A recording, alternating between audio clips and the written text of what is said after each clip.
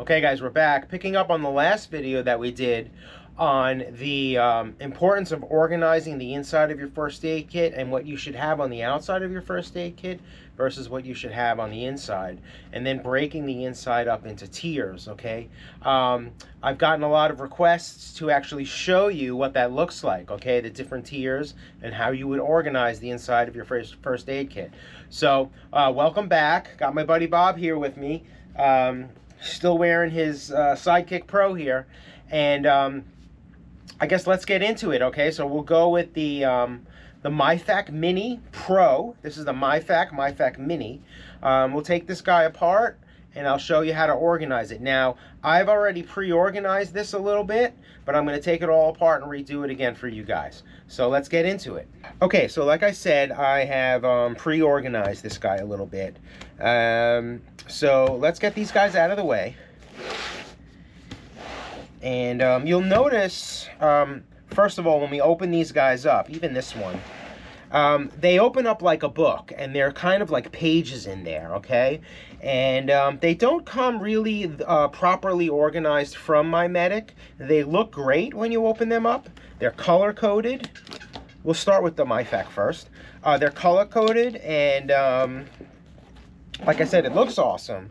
But in an emergency, unless you're okay with the format that they give you, you're not going to be able to find what you're looking for, especially if you need to find it quickly. Okay, so you have to put it and organize it in a way that works for you. Okay, which is why in the last video I talked about the 3 tiers, right? Tier 1 being the most important, right?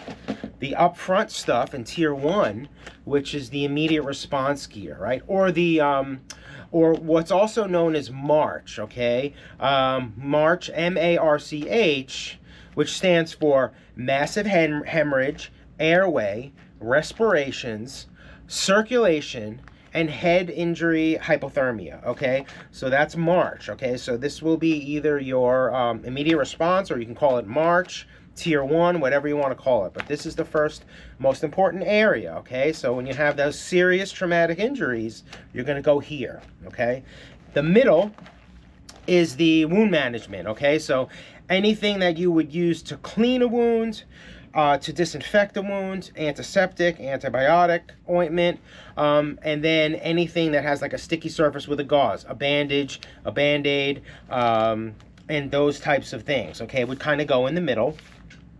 And then in the back, you would have your Tier 3, your meds and your other essentials, your tools and stuff like that. So you can see they have some of that stuff back here already. Splint, wrap, tape, paracord, shears, right? So some of that stuff is here. But then you have some Tier 2 stuff here, some ZZips, right? Which are improvised sutures. You have chest seals. Is that a chest seal? No, that's not a chest seal. I thought here, so they have chest seals in Tier 2. That should really be in Tier 1. That's part of M.A.R.C.H, okay? So it's not, and his CPR, right? So this is respirations in the M.A.R.C.H acronym. This is the A. So, you know, it doesn't really match my, my format, and it's kind of scattered, right? So I like to, like I said, categorize it the way I've mentioned. Okay, so this is the M.A.R.C.H. As you can see, it's a beautiful first aid kit, but it needs to be organized. All right, so we'll close this guy back up. And then, of course, you can see on the front, I have the most important 2, if not 3 items, is the tourniquet being number 1, the EMT shears, and a Sharpie, right? Something to write with, okay? Of course, you can have additional things on the inside or the outside as well, depending on how big the first aid kit is. All right, so let's get this guy out of the way. Now, before we open up the little guy, you can go even bigger, okay? So now this is the next level up from the M.A.R.C.H. You can either go with the Recon or the M.A.R.C.H Large, okay? So now the Recon is a little different. It doesn't open up like a book. It has these 2 front pouches, which I actually love, because I would stick all of my Tier 1 in these 2 front pouches, okay? I wouldn't even want to go into the larger cavity. I would want to stay into these 2 pockets. That way I know, for those most critical of injuries, things that would fall under M.A.R.C.H, I would go in here. And they already have some of that stuff in here, which is great. Right, so they have some compressed gauze. They have a tourniquet. Notice how it comes wrapped. You don't want that wrapped, okay? You want that out of the bag and ready to go. Quick clot, so that's another tier 1 item, right? Hemostatic, blood clotting tool. Okay, so I like this pocket. I like the way they did it. I would get the training out of there, and I'd stick probably some more things in there. And then obviously you still you have the room here as well for more some additional things. I think there's a pressure wrap, right? Emergency pressure dressing. So awesome that they put this up here. Gauze, so you're going to want to stuff, pack the wounds with that, right? And then a whole bunch of bandages, which is tier 2. I get those out of there. And I'd include more things in here that fall under that tier 1, okay? NPAs, chest seals, things like that, okay? So, and then here's the larger cavity, which we won't get into, right? But you can see there's a ton of stuff here. This thing is jam-packed with stuff. You don't want to be digging around in here for those more critical issues, okay? Those more critical injuries. So, so that's the recon, all right? So now, let's get into the M.A.R.C.H Mini and how to organize it. Get this guy out of the way. All right, the M.A.R.C.H Mini. So like I said, I already pre-organized this.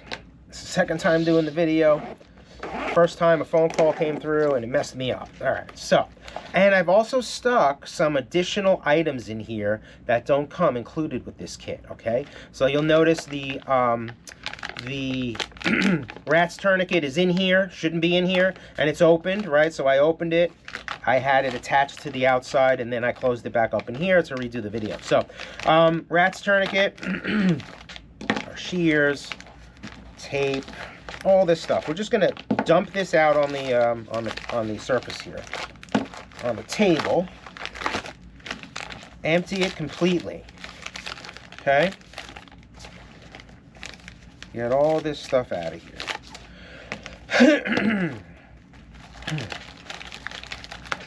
And like I said, I added a few things, and I'll show you what I added. I'll take. I added this, and this. 3 things. All right. Okay. So now we're empty. Okay. So let's just put this guy to the side for a minute. And here's our pile. Okay. So let's do tier 1 first. These are the pro items that come in the pro kits.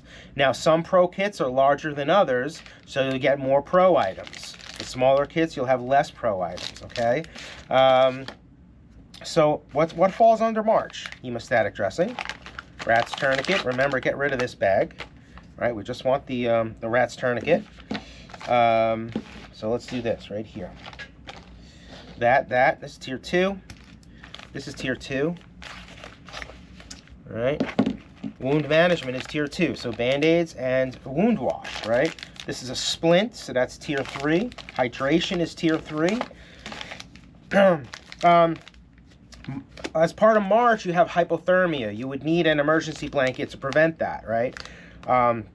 Whether you're in freezing conditions and you run the risk of going into hypothermia, or someone is running the risk of going into hypothermia because they're cold, or if you get a massive injury, your body can go into shock and you can go into hypothermia. So you would use one of these, right? So this would actually go in tier 1, okay? The emergency blanket. Respirations, that's your CPR. This is your emergency pressure bandage, 4-inch, okay? So that's going to go there.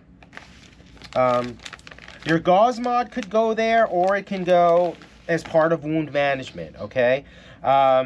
If you're going to pack a wound, you're going to need gauze, and you're going to need the emergency pressure dressing. But you may also need gauze here. So we'll see how much room we have in tier 1. If we don't have enough room for the gauze, we'll move it to tier 2. Okay, gloves is in tier 1. Now bleed stop. Oh, this is another thing I added. Doesn't come with the M.A.R.C.H Mini. Is bleed stop for nosebleeds. It's a hemostatic sponge-like material that has the clotting agent on it. I have a younger son who gets a lot of nosebleeds, so I would put this in my first aid kit for him. Okay. What else? Topicals. So these are topicals. Antiseptic wipes, antibiotic ointments, things like that. So that's going to go here. tape is going to go there. The tool mod is going to go there. So, you know, tweezers and a thermometer, all those types of things. Medications, that's in tier 3. Chest seal is tier 1, and you're going to always want 2 of them, one for an entrance wound and one for an exit wound, in case you get punctured through the chest, or a gunshot wound, something like that, where it punctures both sides. Okay, then you'll have a sucking chest wound, and you're going to need 2 of them, all right? Now, remember, in the last video, if you've seen it, I mentioned duct tape. I would definitely put duct tape here, because it's an amazing tool. It can be used for so many things. It can also be used as an improvised chest seal. So, take this bag that the rat's tourniquet was wrapped in. This is airtight, right? Waterproof, airproof, right? So this is a great seal. So think about if you don't have a chest seal, or if you need more than 2, maybe you have 2 injured people, you can put this over the sucking chest wound and then tape it down onto the injured, obviously not on my arm, on my chest, and then you can use duct tape to secure this onto their chest, all right? So that's an improvised chest seal. So think about things like that. You know, you may want to just keep this bag and stick it in the first aid kit and keep it, right? You know, it could also be used to hold, you know, medication. It's waterproof, it's resealable, all right? So just think about those things. An NPA, right? So as part of M.A.R.C.H, the A is Airway, right? MPA is part of the Airway, right? So Respirations, Airway. Obviously, you get training with all of the My first aid kits. So online training, which is amazing. I definitely recommend you not only go, you know, if you get one of these, go here, consume as much of the training as you can. There's so much of it online that they provide. But also for the CPR, get CPR certified, or at least get trained on how to perform CPR, okay? You must get trained. Especially with some of these, you know, with a chest seal, with a tourniquet, with any of these more critical injury items, you're going to need to know what you're doing with them. So you have to get trained. I took a TC3 class probably 5 years ago. I'm due to take it again just as a refresher, but I would definitely recommend that, okay? So Tactical Combat Casualty Course, okay? So take one of those. This is a tool, tier 3. Burn gel, right? It's like a topical, right? That goes there. A blister mod is kind of like a bandage, but for blisters, that would go there. ZZips, right? So this is wound management, right? So this is wound management. These are your mini wounds closure mod and your ZZips, right? So those are like your improvised sutures, okay? So tier 2, tier 3, tier 1. Now, you can add some additional things here, right? We already have a pressure wrap. So I think we're good there. I had 2 others here, a 6-inch and another 4-inch, but we have a pressure wrap already, so we don't need that. There's also like a Slishman pressure wrap, which is more of like an elastic bandage. You could add that if you want. I personally don't think you need that. You could add a decompression needle, okay? Now, do not use this unless you know how to use it, okay? This, again, falls under M.A.R.C.H for respirations, okay? So if you have a sucking chest wound, the air is going to be going into your chest cavity in the wrong place, and it will collapse the lung. The only way to fix that is to let the air escape through a needle, okay? Again, do not use this unless you know how to use it. But again, it really belongs in M.A.R.C.H, and if you have a chest seal, you're probably going to want to have one of these, and you're going to want to know how to use it, all right? Another thing is, you know, you can do a combat gauze, which is really compressed gauze, which we don't have here, actually. We do not have compressed gauze. So I would definitely add compressed gauze, which I don't have, and maybe the combat gauze, because combat gauze is compressed gauze with the hemostatic agent on it, okay? So at a minimum, maybe just do this, and if you can fit another one, do another one, okay? We have the quick clot, which is a dressing, but you don't have the bleed stop. Bleed stop is the powder that you would actually pour into a massive hemorrhage, okay? Again, to stop that bleeding. So there's a lot here in tier 1, and these are really the life-saving items. So these are the most important items, okay? So that's the 3 different tiers for the MyFac Mini, plus a couple of the extra things that I've added. So now let's put it together, okay? Now, you might do this a few times until you figure out where it really fits, right? And what works best for you. So, we're going to leave the tourniquet out because we want that on the outside. We want this on the outside, all right? So, we'll put the biggest thing in first, which is the Airway, okay? And this guy is really big. We'll put him here. All right. Make sure I'm on camera. Chest seals are kind of large. All right, so we're going to put them behind the NPA. And this guy can go here. The bleed stop is thin. The other bleed stop is thin. The gloves, you want to be able to get to those first, right? Before you start operating, you want to probably put some gloves on. I mean, unless you're working on yourself, then I probably wouldn't put gloves on for myself. Unless I, had dirty hands. Probably always going to have dirty hands. You don't want to infect yourself. So, scratch that. Put the gloves on, no matter what. The blanket can go in the back. And keep that tab out. Well, no, go like that. All right, so this is my first time putting it in here. I'll remember how I put it in last time. And then you have your CPR shield, okay? So that's your CPR shield. So that is tier 1, right? So anything in M.A.R.C.H, M-A-R-C-H, happens, traumatic injury, boom, you're going here immediately. You know what you need, right? Okay, that's that. Next is the wound management, the easy stuff, right? Band-Aids. I would definitely add more Band-Aids, right? This is, I think, a 10 or a 12 pack. And it's enough. I would say every time you use your first aid kit, go back to home base and resupply. Every single time. Do not forget to resupply. All right? You don't want to be taking stuff out of here and not resupply. And then when you have to go and go in there again, you don't have the proper gear, right? You don't have the proper tools in there to do what you need to do. This doesn't belong there. That goes there. Okay? So now we have wound wash, but we don't have Eyewash. All right? I would definitely probably add some kind of sterile Eyewash here, and maybe even an eye patch.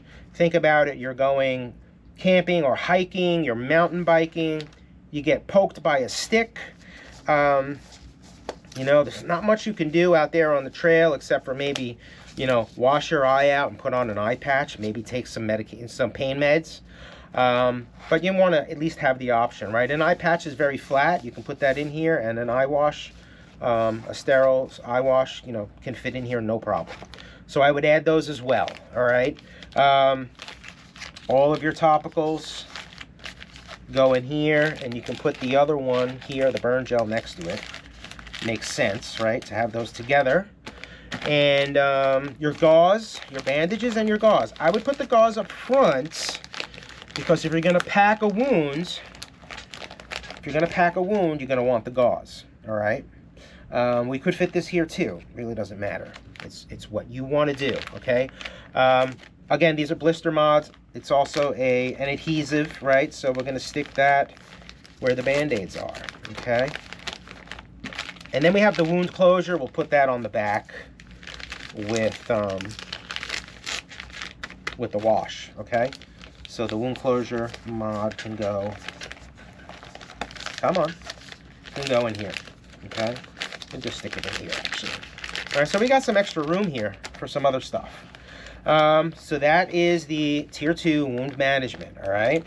And then, obviously, last but not least, we have all of our tools, our meds, those types of things, right? So, I never really put paracord in my first aid kits, but I always use it. So, I've been doing that lately, okay?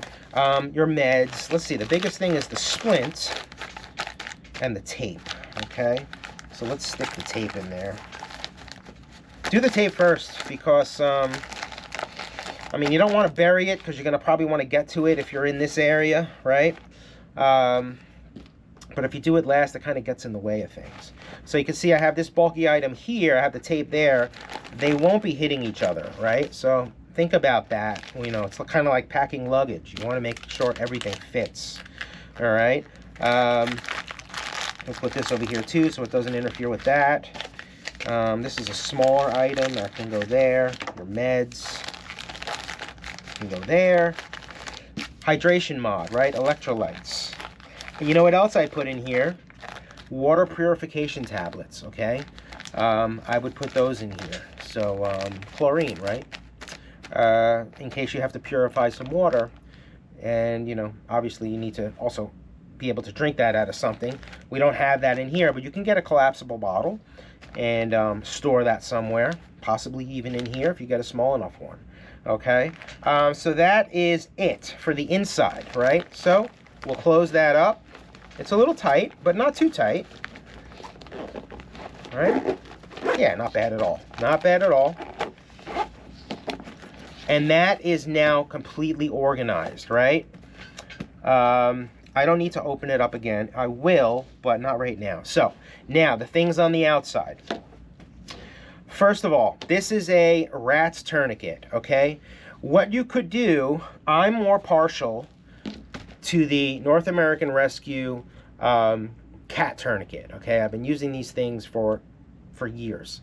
I don't remember what type we had in the Army. It was 30 years ago. But I believe it was a variation of this. But for as long as I can remember, I've been using these. Now, most of the MyMedics come with the rats. Some of them come with the rats and the SOF tactical tourniquet, which is pretty similar to this one, okay? What you could do, if you're partial to the cat tourniquet as well, is go against what I said about don't have this on the inside of the first aid kit. You know, if this is your backup, then you can stick it on the inside, right? It's a secondary tourniquet, right? So in that case, it's non-critical because it's secondary. Maybe stick it back here, right? It's just a backup, okay? Because you're going to have your primary out on the front, okay? So that's if you want to do a cat tourniquet or an SOF tactical tourniquet. And use the rats as a backup, okay? But if not, then you're going to want to mount this on the front here somewhere, okay? So how do you do that? Well, the scissors are easy. You know, they can just go here inside one of the MOLLE openings, right? And then this guy's going to have to go here somewhere. So there's so many different things out on the market. MOLLE is just so standard at this point. So I'm sure you can find something to strap this guy here. What we sell are the Billy Bands, right, which are different lengths. The longer it is, the further apart the loops are, and there's different loop sizes, okay? So for this guy, I'd want a shorter one with probably the longer loop, okay? And I'd probably want to stick that here. You know, you don't want to stick it in the middle because this strap is there, right? So you can't really put anything here, okay? So you're gonna probably want to stick it there.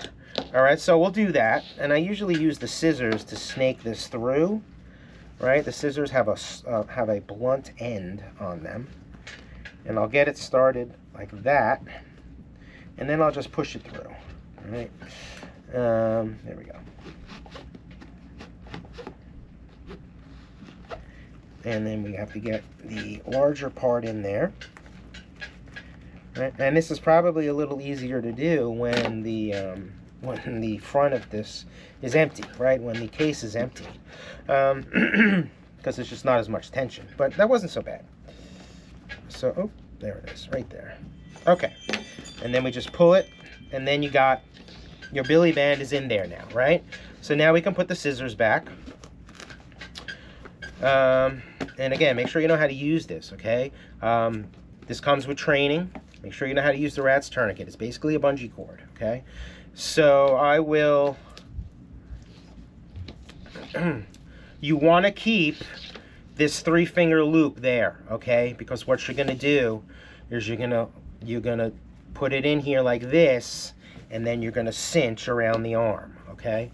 It cinches around the arm like that, and then you wrap, and then you secure it to that, okay? So you're going to want to keep this loop. Don't get rid of this loop, okay? So we'll just lay this flat,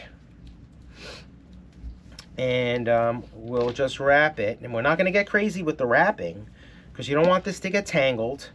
You don't want to like wrap it, and then wrap it, right? You don't want to do that. It's going to get tangled. If you had to apply this to yourself and you only had 30 seconds before you bled out and died, you're gonna hate yourself if you wrapped it too much, right? If you were a little OCD on wrapping it, which is what I tend to do on many things. So, but you don't want to do that with your tourniquet, okay? So,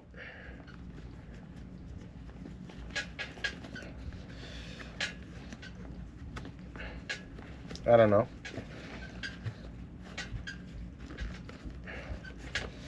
Maybe that. I would probably switch this for the one with the smaller bands, the tighter bands, right? I'd want this a little tighter. This is way too loose, okay? So I would do the smaller billy band here. I don't have that with me right now, but I would do the smaller billy band because this is a little loose and you don't want this guy falling out, all right? So do the tighter billy band or whatever option you choose as your, you know, your mounting apparatus, okay? Whatever the device is that you choose to mount, okay? So there you go. So now you're intimate with this guy, you know exactly where everything is, and you're comfortable with it, right? Most people buy a first aid kit because they know that they need one. They need one in their car, they need one in their go bag. This one is for my range, this one goes on my range bag, right? I never see anyone at the range with a first aid kit except for me. So, you know, they have first aid kits, but they're not intimate with them. They don't know how to navigate the inside of it without trying, right? They have to look for things, and they're not trained on some of the stuff that's in there. And most people do not have the traumatic injury stuff in their first aid kits. Not to this extent, okay? You really need to go to this level, all right? So, just one more time, and we'll wrap it up. I hope this was helpful. I hope it kind of explained and it elaborated a little bit on the tier 1, 2, 3 concept that I was explaining in the previous video, right? Again, go here for those traumatic injuries. This is your band-aids and stuff like that, your wound management, and this is everything else, meds and tools and stuff like that. Okay, guys, Peter from Mountain Ready. I hope that was helpful, informative. If you have questions, let me know. Hit me up in the comments. Send me a message on the website. We'll see you soon.